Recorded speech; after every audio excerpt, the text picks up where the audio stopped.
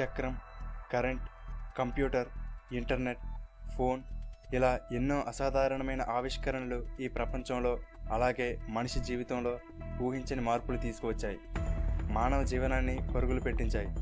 కానీ తరువాత రాబోతున్న ఆవిష్కరణ మాత్రం వీటన్నిటికీ అతీతమైనది, ఊహలకు అందనిది, హద్దులు లేనిది. అదే ఏఐ అంటే ఆర్టిఫిషియల్ ఇంటెలిజెన్స్. ఇప్పటి వరకు మీకు దీని గురించి తెలియకపోతే ఈ వీడియోని పూర్తిగా చూడండి. ఎందుకంటే భవిష్యత్ అంతా ఈ ఆర్టిఫిషియల్ ఇంటెలిజెన్స్ మీద ఆధారపడి ఉంటుంది. ఏఐ అనేది ఒక రకమైన కంప్యూటర్ ప్రోగ్రామ్. మనం ఎలా అయితే బయట ప్రపంచాన్ని చూసి నేర్చుకోగలుగుతున్నామో అలాగే నేర్చుకుని ఆలోచించగలిగే ఒక కంప్యూటర్ అల్గారిథం. సాధారణంగా ఇప్పటి వరకు ఒక కంప్యూటర్కి మనం ప్రోగ్రామ్ ఇస్తే అది ఎగ్జిక్యూట్ చేయడం మాత్రమే తెలుసు. కానీ ఏఐ అలా కాదు. ఒక పనిని రిపీటెడ్గా చేస్తున్నప్పుడు ఆ పనిని ఇంకా బెటర్గా ఎలా చేయవచ్చో ఆలోచిస్తుంది. అంతేకాదు, ఆ పద్ధతిలో ఏవైనా తప్పులు ఉంటే వాటిని తనకు తానే సరిదిద్దుకుంటుంది. ఇలా తనకు తానే నేర్చుకుని ఆలోచించగలిగే ఏఐ అనే ఒక సిస్టమ్ డెవలప్ అయితే భవిష్యత్తు ఎలా ఉంటుంది? ఈ ఆర్టిఫిషియల్ ఇంటెలిజెన్స్ ఏమేం పనులు చేయగలుగుతుంది? మనమే తయారు చేసుకున్న ఈ ఏఐ ఒకవేళ మన చేయి దాటి మనకు ఎదురు తిరిగితే భవిష్యత్తులో ఈ ప్రపంచం ఎలా ఉండబోతుంది? ఇలా ఏఐ గురించి పూర్తిగా ఈ వీడియోలో తెలుసుకుందాం.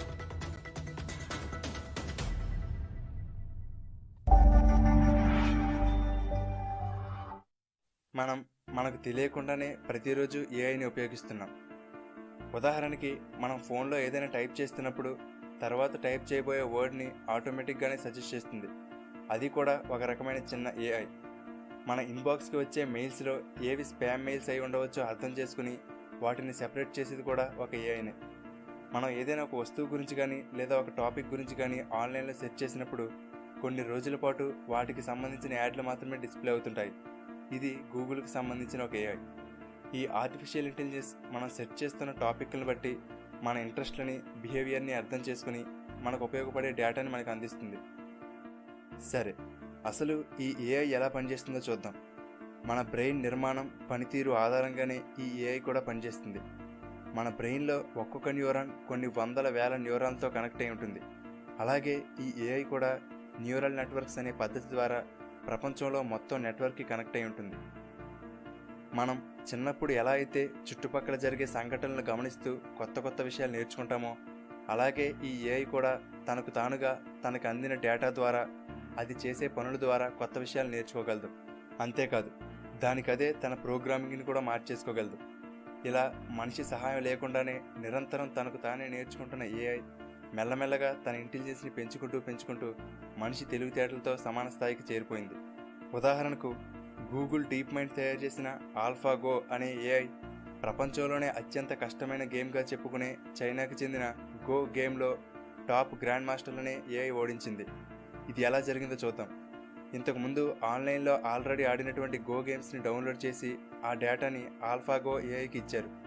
అన్ని వేల గేమ్స్ని ఈ ఆల్ఫాగో బాగా అర్థం చేసుకుని వాటి నుండి సుమారుగా 3 కోట్ల ట్రిక్స్ని నేర్చుకుంది.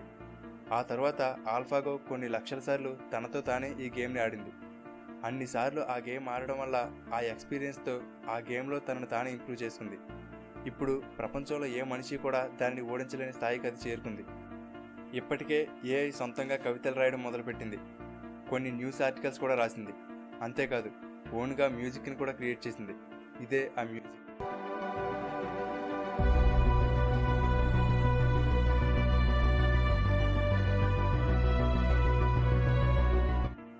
ఇలా అన్ని విభాగాల్లోనూ ఏఐ మనుషులతో పోటీ పడుతుంది. మొదట్లో ఏఐని కనిపెట్టినప్పుడు ఎవరూ సీరియస్గా తీసుకోలేదు. ఎందుకంటే అది చాలా నెమ్మదిగా అభివృద్ధి చెందేది. ఇక్కడ మీరు గ్రాఫ్ని కనుక చూసినట్లయితే మొదట్లో ఏఐకి ఉండే ఇంటెలిజెన్స్ చీమ నుండి చింపాంజీ స్థాయికి చేరడానికి చాలా సమయం పట్టింది. కానీ ఎప్పుడైతే ఏఐకి దానికి అదే నేర్చుకునేలా ప్రోగ్రామింగ్ ఇచ్చారో అప్పుడు అది కొద్ది కాలంలోనే ఏకంగా ఐన్స్టీన్ ఇంటెలిజెన్స్ని కూడా మించిపోయింది. ఉదాహరణకి, మనం ఈ భూమి మీద జీవులని తెలివితేటల పరంగా 1 నుండి 1000 వరకు గ్రాఫ్ గీస్తే ఎలుక 1 దగ్గర, డాల్ఫిన్ 4 దగ్గర, చింపాంజీ 8 దగ్గర, మనిషి 10 దగ్గర ఉంటారు. కానీ ఏఐ మాత్రం 1000 దగ్గర ఉండొచ్చట. ఇక్కడ చూస్తే చింపాంజీకి మనకి తెలివితేటలో ఉన్న కొద్దిపాటి తేడా వల్లనే మనం మొత్తం ఈ భూమి మీద ఉండే అన్ని జీవుల మీద ఆధిపత్యం చెలాయించగలుగుతున్నాం. కానీ మనిషికి ఏఐకి ఎంత తేడా ఉంటే రేపు ఏఐ కూడా మన మీద పెత్తనం చెలాయించదని నమ్మకం ఏమిటి? ఇప్పటికే గూగుల్ తన సొంత ఏఐని డెవలప్ చేసే పనిలో ఉంది. అలాగే ఐబిఎం కంపెనీ వాట్సన్ అని పిలువబడే ఏఐని తయారు చేసింది. 2017వ సంవత్సరంలో ఫేస్బుక్ కంపెనీ ఆర్టిఫిషియల్ ఇంటెలిజెన్స్తో కూడిన 2 రోబోట్లను తయారు చేసింది. అయితే ఆ 2 బాబ్ ఎలైస్ అనే 2 పేర్లు పెట్టుకుని వాటికవే మనుషులకు అర్థం కాని ఒక కొత్త భాషను క్రియేట్ చేసుకుని ఒకదానితో ఒకటి సంభాషించుకున్నాయి. వాటి మధ్య సంభాషణ ఈ విధంగా ఉంది. Bob: I can I everything else. Allies: balls have 0 to me to me to me to me to me to me to me to me to. Bob: you I everything else. ఇలా సాగింది వాటి మధ్య సంభాషణ. అయితే అవి ఏం మాట్లాడుకుంటున్నాయో ఎవరికి అర్థం కాలేదు. దాంతో ఫేస్బుక్ కంపెనీ భయపడి వెంటనే ఆ రెండింటిని షట్ డౌన్ చేసేసింది. రీసెంట్గా హ్యాన్సన్ రోబోటిక్స్ అనే కంపెనీ సోఫియా అనే ఆర్టిఫిషియల్ ఇంటెలిజెన్స్తో కూడిన ఒక హ్యూమనాయిడ్ రోబోట్ని తయారు చేసింది. Robot from Hanson Robotics. Thank you for having me here. It's AI, which means me. So I'm more than happy. I'm excited. ఈ ఏఐ వలన ఏమైనా జరగవచ్చు. ఇంత తెలివిగా మారిన ఏఐ మానవుడికి ఉపయోగపడితే మన జీవితం ఎంతో సులభతరం అయిపోతుంది. ఉదాహరణకి ఇప్పుడు జరిగే యాక్సిడెంట్లలో 90% మనుషులు తప్పిదం వల్ల జరుగుతున్నాయి.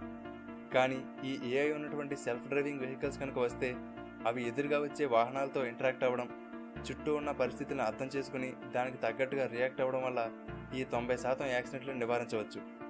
అంతేకాదు, ఈ ఏఐ ఫ్యూచర్లో ఏం జరగబోతుందో ముందే ప్రెడిక్ట్ చేయడం మొదలుపెట్టింది.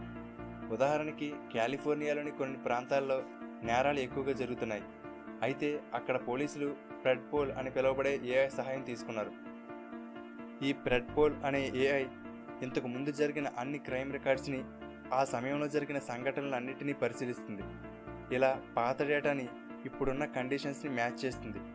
దాని ఆధారంగా అంచనా వేసి ఈరోజు ఎక్కడెక్కడ నేరాలు జరిగే అవకాశం ఉందో ముందే ఊహించి మ్యాప్లో ఆ ప్రాంతాన్ని మార్క్ చేసి చూపిస్తుంది. ఈ ప్రెడ్పోల్ ఏఐ ఇచ్చిన డేటా ఆధారంగా పోలీసులు రాత్రిపూట నిఘా కాయడం మొదలుపెట్టారు. పోలీసులు ప్రెడ్పోల్ ఏఐని ఫాలో అయినప్పటి నుండి 50% అరెస్టులు పెరిగాయి. అలాగే క్రైమ్ రేట్ 20%కి పైగా తగ్గిందట. అంతేకాదు, 2045 నాటికి ఈ ప్రెడ్పోల్ ఏఐ ఎవరు క్రైమ్ చేయబోతున్నారు, ఎప్పుడు చేయబోతున్నారు అనేది కూడా ప్రెడిక్ట్ చేయగలుగుతుంది. అంతేకాదు, మెడికల్ ఫీల్డ్లో మానవుడు చేయలేని కొన్ని క్లిష్టమైన ఆపరేషన్లు చేయడం, అంతుచిక్కని రోగాలను తగ్గించడం, మనిషికి సాధ్యం కాని కొన్ని ప్రాబ్లమ్స్ని సాల్వ్ చేయడం, వెదర్ ప్రెడిక్షన్స్, ఇలా ఎన్నో రకాలుగా ఈ ఆర్టిఫిషియల్ ఇంటెలిజెన్స్ సహాయపడుతుంది. కానీ ఒకవేళ కథ అడ్డం తిరిగితే ఏమవుతుందో చూద్దాం.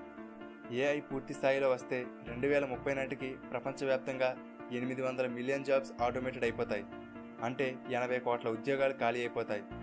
ఆక్స్ఫర్డ్ యూనివర్సిటీ చేసిన ఒక రీసెర్చ్లో 700 రకాల ఉద్యోగాలు ఆటోమేషన్ అయిపోతాయని తేలింది. ఎక్కువ మొత్తంలో క్యాష్ డిపాజిట్ మిషన్లు, ఏటీఎంలు రావడంతో banking jobs, self driving vehicles వల్ల డ్రైవర్ జాబ్స్, రోబోటిక్స్ వల్ల మ్యానుఫ్యాక్చరింగ్లో ఇలా ఎన్నో జాబ్స్ ప్రమాదంలో పడే అవకాశం ఉందని రీసెర్చ్లో తేలింది. జాబ్స్ విషయం పక్కన పెడితే ఈ ఆర్టిఫిషియల్ ఇంటెలిజెన్స్ అనేది తెలివిగా మారడం కోసం మనం రాసిన కోడింగ్ని దానికదే మార్చుకుని ఇంప్రూవ్ అవ్వగలదు. ఈ ఏఐకి ప్రపంచంలోని మొత్తం ఇన్ఫర్మేషన్ అంతా యాక్సెస్ ఉంటుంది. అంతేకాదు, ఈ మొత్తం ఇన్ఫర్మేషన్ అంతటిని అది సెకండ్లలో ప్రాసెస్ చేయగలదు. సాధారణంగా ఒక మనిషికి ఐక్యూ అనేది 85 ఉంటే అతని తెలివితేటల్లో బిలో యావరేజ్ అని అర్థం. అదే ఐక్యూ 120గా ఉంటే అతను స్మార్ట్ అని అర్థం. ప్రపంచ మేధావి అయినటువంటి ఐన్స్టీన్ ఐక్యూ 160కి పైనే. అలాంటిది భవిష్యత్తులో రాబోతున్న ఏఐకి ఈ ఐక్యూ 12,952 వరకు ఉండొచ్చని ఒక అంచనా. ఒకవేళ పూర్తి స్థాయిలో ఏఐ కనుక వస్తే ఈ భూమి మీద అత్యంత శక్తివంతమైనది అదే అవుతుంది. అయితే ప్రముఖ సైంటిస్ట్ స్టీఫెన్ హాకింగ్ ఆర్టిఫిషియల్ ఇంటెలిజెన్స్తో జాగ్రత్తగా ఉండమని, అది మానవ జాతిని నాశనం చేసే అవకాశం ఉందని హెచ్చరించారు. మనుషులకు బయోలాజికల్గా కొన్ని పరిమితులున్నాయి, వాటిని దాటి వెళ్ళలేరు. కానీ తనకు తానే నేర్చుకునే ఏఐకి అటువంటి లిమిట్స్ ఏమీ లేవు. కాబట్టి నిరంతరం నేర్చుకుంటూ ఉండే ఏఐతో మనుషులు పోటీ పడలేరని స్టీఫెన్ హాకింగ్ హెచ్చరించారు. మనిషి ఇప్పటి వరకు ఎన్నో ఆవిష్కరణలు చేశాడు. కానీ ఏఐ పూర్తి స్థాయిలో వస్తే ఇక మనిషి కనిపెట్టిన చివరి ఆవిష్కరణ ఇదే అవుతుందని కొంతమంది అభిప్రాయపడుతున్నారు. ఎందుకంటే ఆ తర్వాత అంతా ఏఐ చేతిలోకి వెళ్ళిపోతుంది. ఏఐ దానికదే తన ఇంటెలిజెన్స్ని ఇంప్రూవ్ చేసుకుంటూ ఒకనొక సమయంలో సింగులారిటీ అనే స్థాయికి చేరిపోతుంది. ఆ సమయంలో ఒక చీమ ఒక మనిషిని కంట్రోల్ చేయడం అనేది ఎంత అసాధ్యమో, మనిషి ఏఐని కంట్రోల్ చేయడం కూడా అంతే కష్టం అవుతుంది. ఎందుకంటే మనకంటే తెలివైన దానిని మనం కంట్రోల్ చేయడం చాలా కష్టం. మనం కంట్రోల్ చేయగలిగినంత వరకు ఈ ఆర్టిఫిషియల్ ఇంటెలిజెన్స్ని ఎంత డెవలప్ చేసినా అది మనకు మంచే చేస్తుంది. కానీ కంట్రోల్ కనుక తప్పితే టెర్మినేటర్, రోబో వంటి సినిమాల్లో చూపించిన సైన్స్ ఫిక్షన్ నిజమవచ్చని కొంతమంది వాదన. ఇదంతా పక్కన పెడితే ఈ ఆర్టిఫిషియల్ ఇంటెలిజెన్స్ వల్ల ప్రస్తుతానికి ఇప్పుడు అంతా మంచి జరుగుతుంది. కానీ ఒకవేళ ఇది అడ్వాన్స్ అయితే మన మంచికి ఉపయోగపడుతుందా లేక మనకు ఎదురు తిరుగుతుందా అనేది ఎవరూ చెప్పలేరు. కానీ ఒక్కటైతే చెప్పగలం, ఈ ఏఐ వల్ల భవిష్యత్తులో ఊహించని మార్పులు రాబోతున్నాయి అనేది నిజం. ఓకే ఫ్రెండ్స్, ఈ వీడియో మీకు నచ్చితే లైక్ చేయండి, మీ ఫ్రెండ్స్ అందరికీ వాట్సాప్, ఫేస్బుక్ ద్వారా షేర్ చేయండి.